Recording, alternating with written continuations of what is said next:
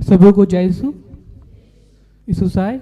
मेरा नाम है सौरभ प्रसून कच्छप और अभी वर्तमान में मैं फॉरेस्ट डिपार्टमेंट वन विभाग में कार्यरत हूँ 2007 से। मेरी गवाही है 2013 में मेरे सिस्टर से मिला। उससे पहले 2007 से मुझे डिप्रेशन का शिकायत था और जिसकी वजह से मैं रात भर सो नहीं पाता था और दुष्ट आत्मा भी मुझे सताते थे। जब भी मैं सोने जाता था तो मुझे जाग देते थे और मैं कुछ भी कर नहीं पाता था और धीरे धीरे वो सतावट और बढ़ते गया और दिन भर बेचैन रहता था। घर में भी रहने का मन नहीं करता था, लगता था कि घर से बाहर चल जाऊं और लगता था कि दूसरा आत्मा ये डालता था कि तुम्हारा जीवन खत्म हो गया है, तुम्हारा अंतिम यही है कि तुम अपना आत्महत्या कर लो। और ये हमारे दिन भर चलते रहता था और मैं ऑफिस भी जाता था तो मैं ठीक से काम नहीं कर पाता था और CIP काके से मेरा इलाज चल रहा था।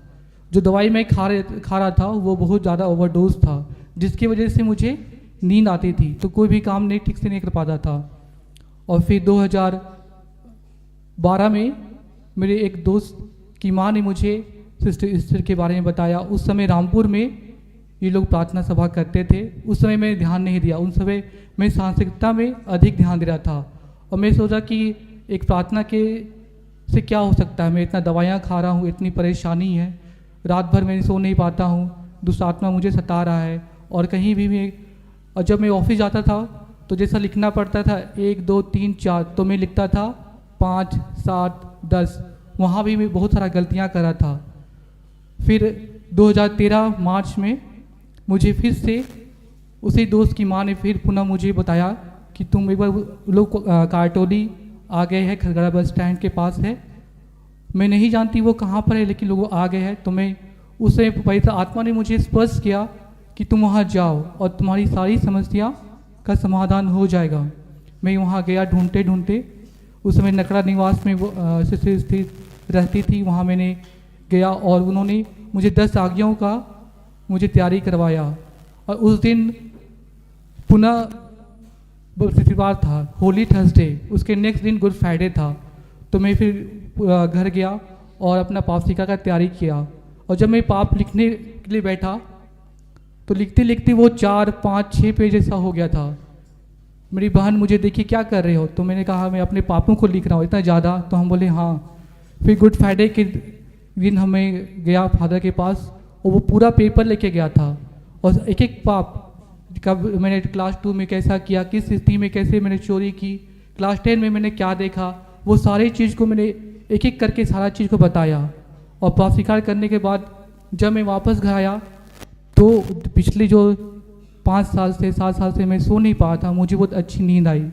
फिर धीरे धीरे मैं संगति करता रहा और फिर जाने से पहले मैं काटोली आ जाता था, फिर लंच ब्रेक में फिर पुनः आता था, फिर शाम में भी छुट्टी के बाद मैं सिस्टर से मिलता था। और धीरे धीरे वो मुझे बताती गई पवित्र आत्मा के सामर्थ्य से कि आपने मुंह से किसको क्या बोला है, किसको वादा किया था, किसको कैसा बोला है।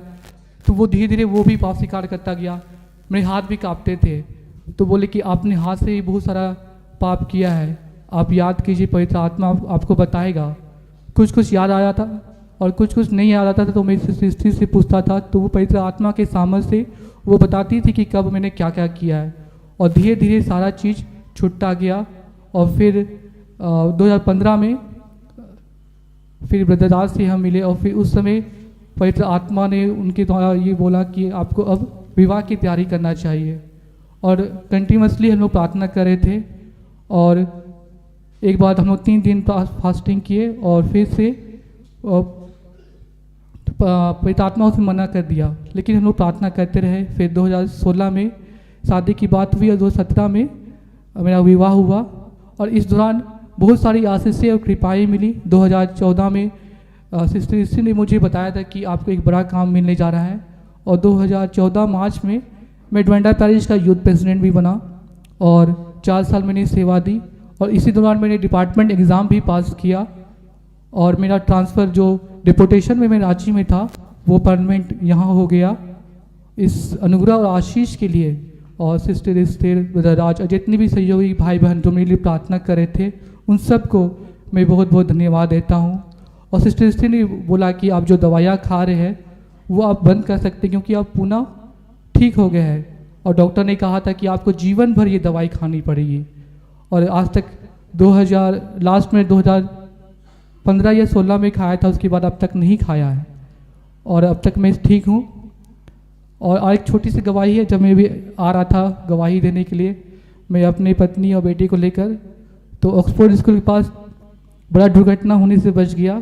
थोड़ा सा हम लोग को थोड़ा सा हल्का सा धक्का भी लगा, वो बड़ी दुर्घटना हो सकती थी, लेकिन ईश्वर को बहुत बहुत धन्यवाद।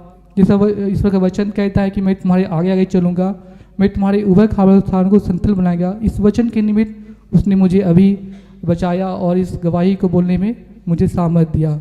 आपको भी बहुत बहुत धन्यवाद।